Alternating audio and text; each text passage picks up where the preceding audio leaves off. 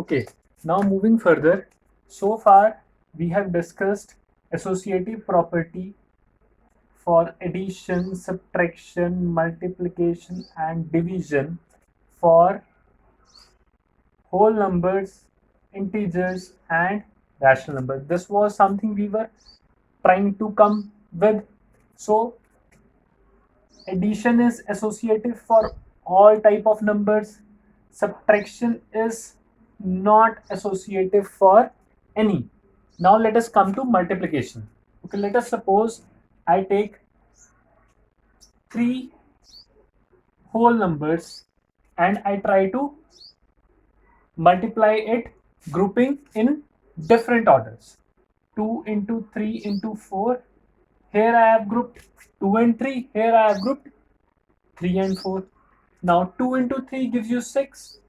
Into 4 gives you 24. Over here 2 into 3 into 4 gives you 12.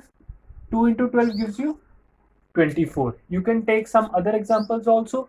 It will show that multiplication is associative for whole numbers.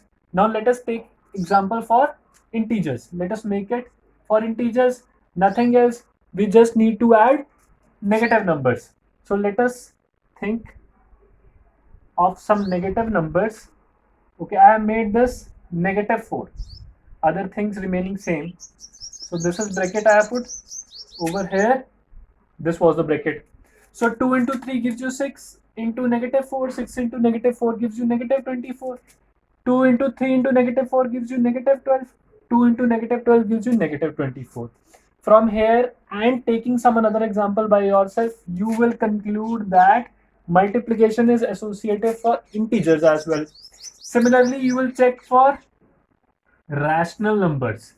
This was the main thing that we are concerned about because we are considering the properties of rational numbers. To come to the properties of rational numbers, we are starting with whole numbers, moving to integers, and then going on to rational numbers. Okay, now let us take three rational numbers. Okay, I have taken 1 upon 2, 2 upon 7, 3 upon 6. Try to multiply it in different order or in different association or groupings. So here group is this, here group is this. So when you multiply this, obviously you will get 1 upon 7 into 3 upon 6. This 2 and this 2 will cancel out. So this gives you 3 upon 42, or before that you can cancel this also. 3 1s are 3, 3 2s are 6. So it gives you 1 upon 14. Over here it gives you 1 by 2 into 2 1s are 2, 2 3s are 6, 3 1s are 3, 3 1s are 3, 1 upon 7, 1 upon 40. You are getting the same result. You can take negative rational numbers also. You will find that multiplication is associative for rational numbers as well.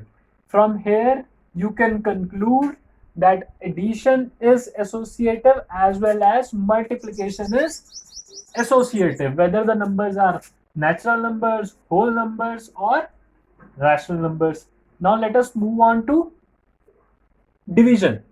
Okay, if you have 4 divided by 2 divided by 3, and similarly over here 4 divided by 2 divided by 3, this is something I am writing. Here I am grouping these two, here I am grouping these two. It will give you 4 divided by 2, 2 divided by 3 gives you 2 upon 3. Over here 4 divided by 2 upon 3, 4 into 3 upon 2, 1 2 3 2s are 6. You are getting different numbers. So division is not associative for whole numbers. Similarly, division is not associative for integers. Although these are rational numbers, you can, for making it a little complex, you can check in this way also. Let us make it like this: 4 upon 5 and 3 upon 5. For rational numbers, let us check it what comes out to be. Okay, over here it will become 4 upon 5. When division, you solving the division, it changes into multiplication sign and it gets inverse. Divided by 3 upon 5, it will give you 1 2 2 upon 5. divided by 3 upon 5 becomes 5 upon 3. It gives you 2 upon 3 as result. Over here, 4 upon 5 divided by 2 into 5 upon 3. I have reciprocaled it. 4 upon 5 divided by 2 into 5, 10 upon 3. 4 upon 5 division into multiplication, making reciprocal of it. 3 upon 10, 2, 5, it gives you 6 upon 25. Both are not equal. So we'll say that division is not associative for rational numbers. From here, you can conclude that addition and multiplication operations are associative. Addition and multiplication are associative. You can write a plus b plus c is equal to a plus b plus c. You can group it in any order. Similarly, over here, a into b into c, a into b into c, you can group it in any order and you will get the same result. So this was something about associative property. Now let us move further to identity property.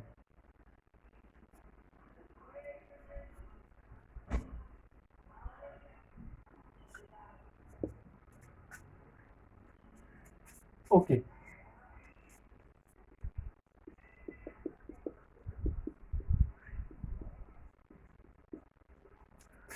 Identity property, what does it say?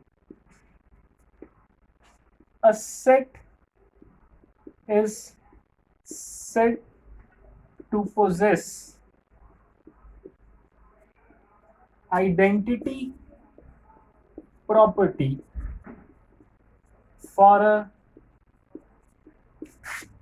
given mathematical operation if there exists an identity element for that operation.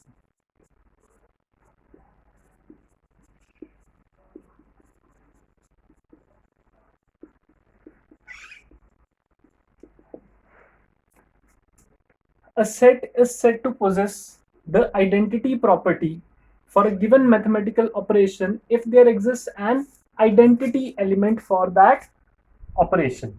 Now let us see what is this identity element we are talking about. So I suppose you all are clear with this associative property. Now let us move on to identity property. Okay, it says that a set is said to possess identity property for a given mathematical operation. These are different sets. Okay, now let us remove it.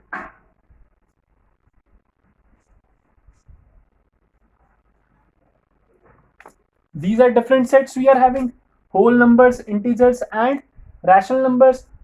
A set is said to possess the identity property for a given mathematical operation.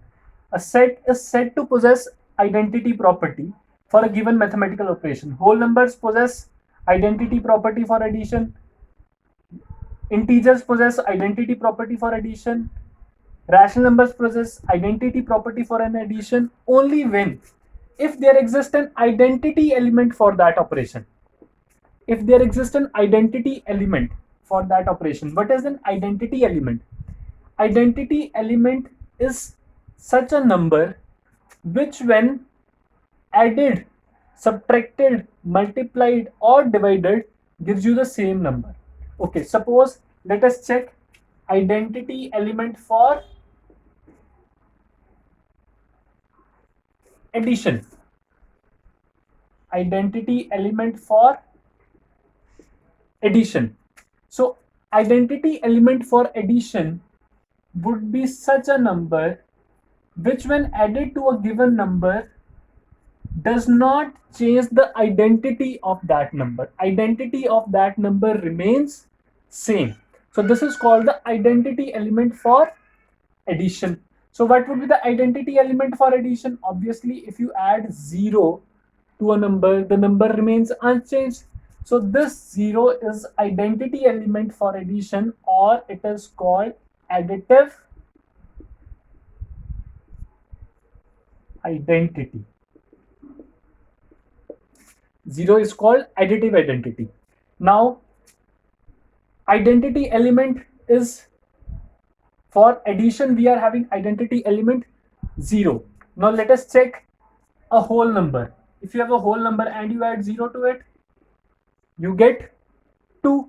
So therefore, if set is whole number and operation is addition, there exists an identity element which is 0. So therefore, it follows the identity property. Similarly, if you have an integer, okay, -2 plus 0 gives you same number. 2 upon 3 rational number plus 0 gives you same number. So there, these all are having, these follow the identity property. And for all, additive identity or identity property is 0 only. Identity element is 0 only. So additive identity for whole numbers, integers, as well as rational numbers is 0. Similarly, 0 is also the subtractive identity. If you subtract 0, you will get the same result. So it follows the identity property over here also. And if you want to find the identity element for multiplication, what would be the identity element for multiplication? Does there exist any identity element for multiplication? So let us check it.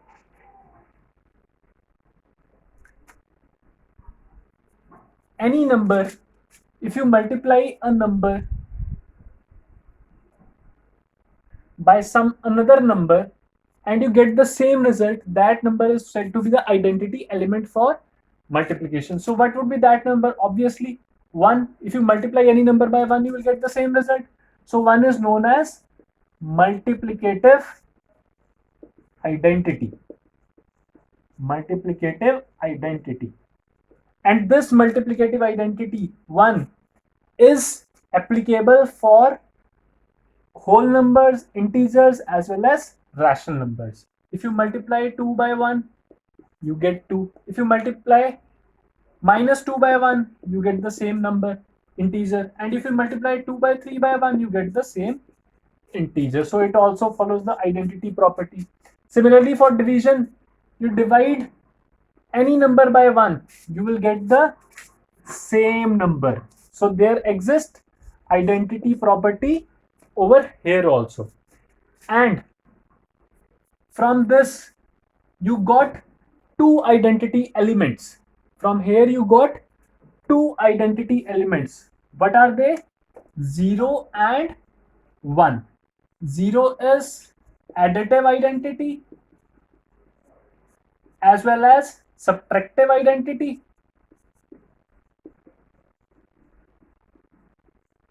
And 1 is multiplicative identity.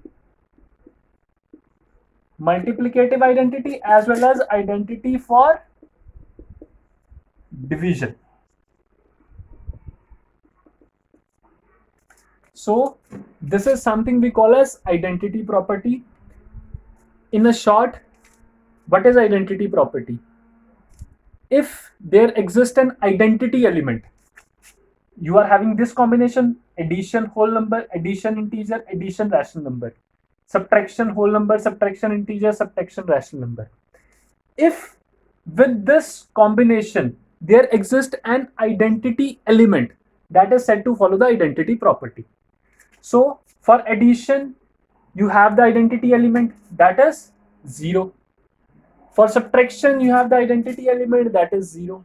For multiplication, you have the identity element, that is 1. For division, you have the identity element, that is 1. So 0 is called additive identity as well as subtractive identity. 1 is called multiplicative identity or identity for division. So that was all for today. So today we discussed, first of all, associative property. After that, we discussed identity property. From associative property, what was takeaway? A plus B plus C is equal to A plus B plus C. Any grouping. Similarly, A into B into C is equal to A into B into C. Any grouping. Over here, additive identity is 0 and multiplicative identity is 1. In identity property, this is not of much concern. What we are concerned with, the result we have got, the identity element we have got. So additive identity is 0 and multiplicative identity is 1. This is something to be remembered. Okay, thank you. That was all for today. Now related to it, I'll share one assignment with you. Do that assignment and be more clear with these 4 properties of rational numbers.